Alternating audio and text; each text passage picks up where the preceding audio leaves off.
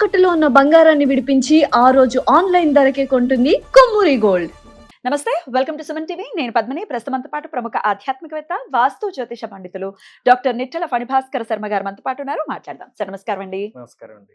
వాస్తు పండితులుగా చెప్పండి, ఎవరికైనా కూడా ఈశాన్యం, ఉత్తరం ఈ రెండు ప్రదేశాలకి సంబంధించి చాలా ఎక్కువగా విస్తృతంగా దీని గురించి తెలుసుకోవాలని అనిపిస్తుంది. ఈశాన్యం ఈశ్వరుడు నివసించేటటువంటి స్థానం. మరి ఈశాన్యంలో మెయిన్ డోర్ పెట్టేయటం, మరి ఈశాన్యాన్ని తొక్కటం అనేది సర్వసాధారణంగా ఇప్పుడు మనం చూస్తున్నాం. ఈశాన్యాన్ని అసలు ఎలా చూసుకోవాలి? అలాగే ఉత్తరం అంటే మరి ధనానికి సంబంధించినటువంటి స్థానం కదా. మరి ఉత్తరం విషయంలో ఎలాంటి జాగ్రత్తలు తీసుకోవాలి? ఈ రెండింటి గురించి ఒకసారి చెప్పండి మణి గారు. నిజంగా మీరు అంటే ఏదైనా ఒక ఇంటికి ఉత్తరము, ఉత్తర ఈశాన్యము, తూర్పు ఈశాన్యం అనేటువంటిది ప్రధానమైనటువంటి శక్తి కేంద్రాలు. మనం ఎవరైనా శంకుస్థాపన చేసినా కూడా ఈశాన్య భాగంలోనే అయితే తూర్పు ఈశాన్యంలో చేస్తారు, లేదా ఉత్తర ఈశాన్యంలో చేస్తారు. మన ఆంధ్రప్రదేశ్ లో లేదా తెలుగు రాష్ట్రాల్లోనూ జరుగుతున్నటువంటి దౌర్భాగ్యం ఏంటి అంటే, అదే మనం శంకుస్థాపన చేసిన ప్రాంతంలోనే గుమ్మాలు పెడతారు, తొక్కుకుంటూనే వెళ్తారు. మీరు అన్నట్టు వీడు ఒకడే తొక్కడు, వాళ్ళకు ఉండే కుక్క పిల్లలు, వచ్చిన వాళ్ళు పెంచుకునే జీవులు అన్ని అందులోంచి తొక్కుకుంటూ వెళ్తారు. ఈశాన్యంలో తీసుకొచ్చి గుమ్మం పెట్టడం అన్నది 2000 సంవత్సరం నుండి వచ్చినటువంటి సంస్కృతి. 2000కి ముందు ఇల్లు కట్టిన వాడు ఎవడో మధ్యలో భాగంలో పెట్టాడు కానీ ఈశాన్యంలో ఎప్పుడు ద్వారాలు పెట్టలేదు. ఇది 20 ఏళ్లుగా వచ్చినటువంటిది. ఇప్పుడు మారుతోంది భగవంతుడి దయ వల్ల. ఇప్పుడు సెంటర్ లోనే ద్వారం పెట్టుకుంటున్నారు, ఈశాన్యంలోనే దేవుణ్ణి పెడుతున్నారు. ఇంకా ఇప్పుడు ఎవరో మొన్న ఒక ఆయన చెప్పారండి, ఈశాన్యంలో దీపం పెడతాం కదండి, దేవుడి దగ్గర దీపం పెడితే మరిది ఈశాన్యంలో దీపం అగ్ని ఉండడం దోషం కదా అని అన్నాడు. అరే, ఈశాన్యంలో దీపం పెడితే దీపము అనేటువంటిది శక్తికి సంకేతము, అది ఒక ప్రాణశక్తికి సంకేతము. వెలుగు చాలా ముఖ్యం, చాలా మంచిదండి అది. అసలు ఆగ్నేయంలో వంట ఉండాలని మీకు ఎవడండి చెప్పింది? నైరుతిలో నిప్పు పెట్టమన్నాడు, ఆగ్నేయంలోనేమో ఈ పెంట అది పెట్టమన్నాడు, ట్యాంకులు అవి తవ్వుకోవాలంటే ఆగ్నేయంలో తవ్వుకోమన్నాడు. ఇవన్నీ మారిపోయాయండి, ఒరిజినల్ వాస్తు లేదు, ఇప్పుడు ఉన్న అటువంటి వాస్తు వేరు అని చెప్పడం జరిగింది. ఇప్పుడు ఉత్తర ఈశాన్యమే ఉందండి. పైగా కొంతమందికి ఇప్పుడున్నటువంటి అలవాటు ఏంటి అంటే, వీధిపోట్లు ఈశాన్యానికి తగిలేలా తీసుకుంటున్నారు. గొప్ప విషయం. ఉత్తర ఈశాన్యానికి వీధిపోటు ఉంటే మంచిది, వాడు రాజ్యం ఏలుతాడు, చక్రవర్తి అవుతాడు అని. తూర్పు ఈశాన్యానికి వీధిపోటు ఉంటే మంచిది, అది చాలా ఇది అని. మీరు ఎలా చూస్తారు దాన్ని? ఒరిజినల్ గా ఇందులో తూర్పు ఈశాన్యం వీధిపోటు మంచిది కాదు. నేను ప్రాక్టికల్ గా చూశాను. ఒక ఆయన కావాలని తూర్పు ఈశాన్యం వీధిపోటు ఉన్నటువంటి ఇంట్లోకి వెళ్లి పతనం అయిపోయినటువంటి వాళ్ళని చూశాను. ఉత్తర ఈశాన్యం వీధిపోటు అంత బాధించలేదు.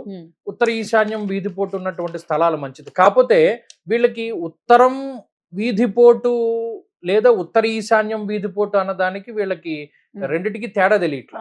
ఒకసారి కొంచెం ఎప్పుడైనా సరే స్థలానికి మనకి ఏదైనా బోర్డు ఉంటే నేను చెప్పేవాడిని, ఒక స్థలానికి ఈశాన్య భాగంలోనే వీధిపోటు ఉండాలి తప్పితే సెంటర్ లో వీధిపోటు తగిలితే విచ్ఛిన్నం అయిపోయింది కుటుంబం. నేను అలా చూశాను చాలా మందిలో. ఇల్లు దగ్గరుండి అమ్మించేశాను, వాళ్ళు మళ్ళా వేరే ఇల్లు కొనుక్కున్నారు. ఆ గృహప్రవేశాలకి వాళ్ళ బంధువులు, వాళ్ళ కుటుంబ సభ్యులు అందరూ వచ్చారు. ఈ ఇంట్లో ఉండగా వాళ్ళు ఎప్పుడు రాలా. అలాంటి వాళ్ళని నేను చూశాను. అలాగే ధనము, మనం ఈ ఉత్తరం వైపు వీధిపోటు ఉన్నటువంటి వాళ్ళకి బోల్ డబ్బు ఉంది, డబ్బు వల్ల ఏమీ వీళ్ళకి ప్రయోజనం లేదు, మానసిక ప్రశాంతత లేదు, ఆ సంపాదించిన ధనం మిగతా తరాలు తినడం లేదు, ఏమీ లేదు. ఉత్తనే ఆ డబ్బు ఉంది అన్న పేరుకి ఉంది. ఏ దోషం వల్ల జరుగుతుంది? వీధిపోటే ఇది కూడా. ఎందుకంటే మీకు ఉత్తరం అనేటువంటిది చాలా ముఖ్యమైనటువంటి స్థానాల్లో ఒకటి. చాలా మంది ఏం చేస్తున్నారు, ఈ ఉత్తర భాగాన్ని అంత ప్రాపర్ గా యూటిలైజ్ చేసుకోవట్లేదు. వాడు తీసుకొచ్చి మెట్లు పెడతాడు ఆ ఉత్తరంలోనే, లేకపోతేనేమో ఈ ట్యాంకులు తవ్వేది ప్రధానంగా. మీకు ఇంకా హైదరాబాద్ వాళ్ళకైతే ఈ సెప్టిక్ ట్యాంకుల గోల ఉండదు, కానీ ఆంధ్ర సైడ్ మేము ట్యాంక్ తవ్వుకోవాలి, అది నిండిపోయినప్పుడు తోడుకోవాలి. మా సైడ్ ఇలా డ్రైనేజీ వ్యవస్థలు అవి లేవు. అప్పుడు ఏం చేసేవాళ్ళం, ఈ ఉత్తర ఈశాన్యం వైపు గేటు పెడితే మరి ఆ ట్యాంకులన్నీ అందులోనే పడతాయి, వాయువ్యంలో ఉన్న ట్యాంకులు పడతాయి, ఈ సంపులు పడతాయి, అన్ని గేట్లోనే పడతాయి. ఉత్తరంలో బరువు ఉండకూడదు అంటారు కదా. ఉత్తర ఈశాన్యంలో గేట్ ఉంటుంది, తూర్పు సింహద్వారం ఇల్లు ఉంటాయి కదా, తూర్పు సింహద్వారానికి ఎదురుగుండా ఒక గేటు, ఈశాన్యంలో ఒక గేటు. ఈ ఈశాన్యం గేట్ లోనే ఆ చివరాఖరి నుండి ఉన్నవన్నీ పడుతూ ఉంటాయి. అదొకటి ప్రాబ్లం మాకు. అవి ఏం చేయాలి అంటే, మనం ఉత్తరం చాలా జాగ్రత్తగా డిజైన్ చేసుకోవాలి. ఆ పైన ఉన్నటువంటి బయటకు వచ్చినటువంటి భీముల దగ్గర నుండి ఆ భీమ్ ఎక్కడ రావాలి. మేము ఒక ఇల్లు ఈ ఉత్తరం వైపు ద్వారమే లేకుండా కట్టాడు వాడు. మేము ఆ ద్వారం కోసం పగలగొడితే ఆ భీము ఉంది ఆ ద్వారానికి పైన, అట్లీస్ట్ ద్వారం లేకపోయినా ఒక కిటికీ అయినా పెట్టుకోవాలి ఉత్తరంలో పెట్టుకోవాలి. అని చెప్తారు ఖచ్చితంగా కదండి. పెట్టాలి. తర్వాత ఉత్తర ద్వార నిర్ణయం కూడా ఉత్తరం కుబేర స్థానం ఏదుందో అది లెక్క కట్టుకుని అక్కడ మనం ఉత్తరం వైపు ఓపెన్ చేసుకోవాలి తప్పితే ఎటు పడితే అటు. ముఖ్యంగా ఉత్తర వాయువ్యంలో గనక ఓపెన్ చేస్తే అతివలకి చేటు అన్నాడు. ఆడవారికి ప్రమాదము, ఆ ఇంట్లో ఏ డబ్బు కూడా నిలవదు, కుటుంబం ఉండదు అని చెప్పడం జరిగింది. ఇప్పుడు ఉత్తర వాయువ్యం అన్నప్పుడు మరి ప్రతి రూమ్ కి కూడా చూసుకోవాల్సి ఉంటుందా అండి? మెయిన్ ఎంట్రన్స్, మెయిన్ ఇంటికి ఉత్తర వాయువ్యంలో కొంతమంది గుమ్మాలు పెట్టుకుంటున్నారు, అసలు అది పనికిరాదు. తర్వాత ఉత్తరం ఎప్పుడు మధ్యలో గుమ్మం పెట్టమని చెప్పలా, మధ్యానికి కొద్దిగా ఇటుపక్కకే రావాలి, కొంచెం ఈశాన్యం వైపు వచ్చి గుమ్మం పెట్టుకోమన్నారు, ఈశాన్యంలో కిటికీ పెట్టమన్నాడు. ఎప్పుడు కూడా గతంలో అయితే 4 సైడ్లు 4 సెంటర్ ద్వారాలు పెట్టి కట్టినటువంటి ఇళ్ళే, కాబట్టి ఇది చాలా క్యాలిక్యులేటెడ్ గా ఉండాలి, గాలి వెళ్ళాలి కదా, అటు వెళ్ళాలి ఇటు వెళ్ళాలి. ఇందులో కృష్ణవాస్తు శాస్త్రంలో గనక మనం చూస్తే కాంపౌండ్ వాళ్ళకి నవవర్గు గణితం చెప్పడం జరిగింది, అలాగే లోపల ఉన్నటువంటి ఇంటికి అష్టకవర్గు గణితం చెప్పడం జరిగింది. ఈ అష్టవర్గు గణితం కట్టినప్పుడు ద్వారబంధానికి చెప్పినటువంటి సూత్రం ఏదైతే ఉన్నదో ఆ సూత్రానికి ఆధారితంగానే మనం ద్వారములు పెట్టుకోవాలి. అలాగే ఈ మధ్య కాలంలో చాలా మంది నైరుతిలో కూడా గుమ్మం పెడుతున్నారు, పడమర నైరుతిలో గుమ్మం ఇస్తున్నాడు, లేదు పడమర వాయువ్యంలో గుమ్మం ఇస్తున్నాడు. ఇవన్నీ చాలా దారుణమైనటువంటి విషయాలు. దానివల్లే ఇవాళ ఎవరి దగ్గర రూపాయి ఉండట్లేదు, వచ్చిన రూపాయి నిలబడడం లేదు. ఎందుకంటే ఆ ద్వారాలు అటు తీయకూడదు, 4 మూలల్లోనూ ఎప్పుడూ గుమ్మం ఉండకూడదు. ఇంకా దక్షిణం వైపు మనకి 2వ భాగంలో గుమ్మం పెట్టుకోమని కృష్ణవాస్తు చెప్పింది తప్పితే ఇంకా ఎక్కడా కూడా 2వ భాగంలో గాని మూలల్లో గాని గుమ్మాలు పెట్టమని చెప్పనే లేదు. ఈ మధ్యన అలా పెట్టారు, ఇబ్బంది పడ్డారు, పడుతూనే ఉన్నారు. మేము చాలా కాలంగా చెప్తూనే ఉన్నాం, ఈ గుమ్మాల నిర్ణయం ఎప్పుడు మూలల్లో ఉండకూడదు, సెంటర్లో పెట్టుకోవాలి. లేదు ఉత్తరం వైపు గుమ్మం పెట్టేటప్పుడు, దక్షిణం వైపు గుమ్మం పెట్టేటప్పుడు కొన్ని క్యాలిక్యులేషన్స్ ఉన్నాయి, అక్కడ మనం 2వ భాగానికి పెట్టుకోవచ్చును. వేదలు కూడా చూస్తూ ఉంటారు, చాలా ముఖ్యం, చాలా మంచి పాయింట్ చెప్పారు. వేదల గురించి చెప్పండి ఫణి గారు. కిటికీ నుంచి కూడా వేదలు ఉన్న సందర్భాలు ఉంటాయి. చాలా చాలా గొప్ప పాయింట్. నేను ఏలూరులో వాస్తు చూడడానికి వెళ్ళినప్పుడు అందరూ 10 మంది సిద్ధాంతులు చూశారు, వాళ్ళ ఇల్లు ఇంట్లో ఉండే వాళ్ళందరూ గవర్నమెంట్ ఎంప్లాయీస్, ఎవరికి పెళ్లిళ్ళు అవ్వాలా, ఎవరికి సంతానం లేదు, వంశవృద్ధి లేదు, వాళ్ళు 3 గవర్నమెంట్ ఎంప్లాయీస్. నేను వాళ్ళ ఇల్లు చూసినప్పుడు ఇది గుమ్మం అనుకోండి, నేను మధ్య నుండి చూస్తాను ఇప్పుడు, చూసినప్పుడు ఈ గుమ్మం తిన్నంగా ఇంటి మెయిన్ డోర్, దాని ఇంటి ఎదురుగుండా ఓవర్ హెడ్ ట్యాంక్ గవర్నమెంట్ ఉంటుందే అది కట్టారు.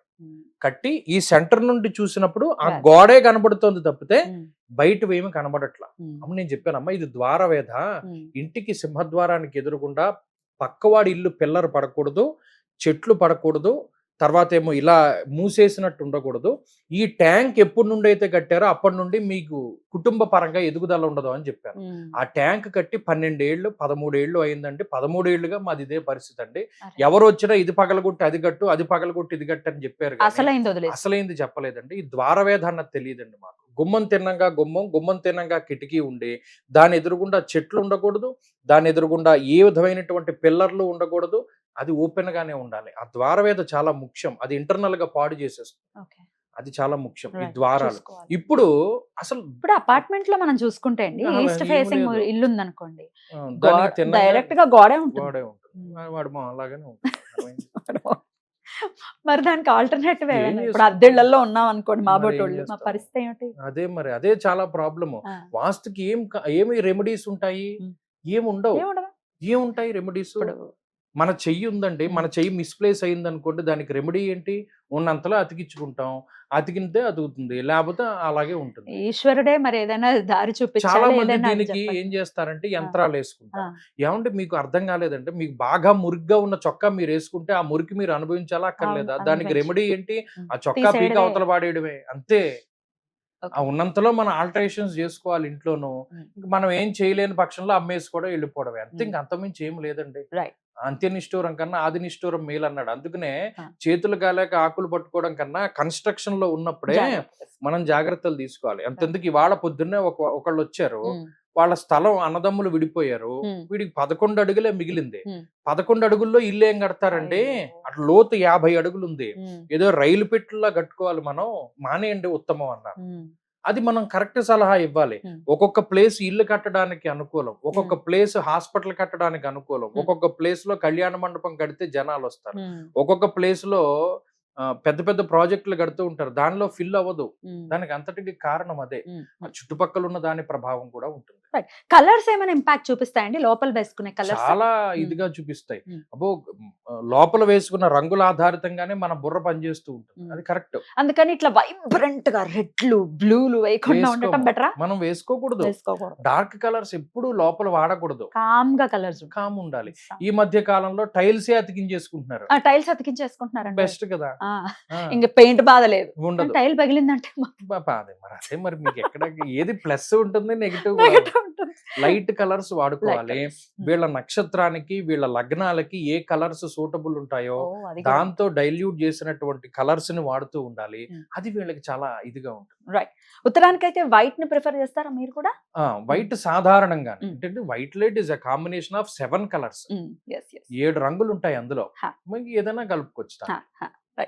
అద్భుతం అండి. ఇలా వాస్తు గురించి చెప్పాలంటే అదేదో 10 నిమిషాల్లో చెప్పే మ్యాటర్ కాదు, విస్తృతంగా చెప్పుకోవాలి, విస్తృతంగా మాట్లాడుకోవాలి. కాకపోతే చాలా మంది వచ్చేసి తెలిసి అంటే ఎవరి దగ్గరకు వెళ్తున్నాం అనేది కూడా డెఫినెట్ గా మ్యాటర్స్. సరైన డాక్టర్ దగ్గరికి వెళ్తేనే సరైన మందు ఇస్తాడు. ఇది కూడా అంతే, ఏదైనా అంతే కదా. రైట్ అండి, చాలా బ్యూటిఫుల్ గా ఎక్స్ప్లెయిన్ చేశారు. కృతజ్ఞతలు అండి. నమస్కారం.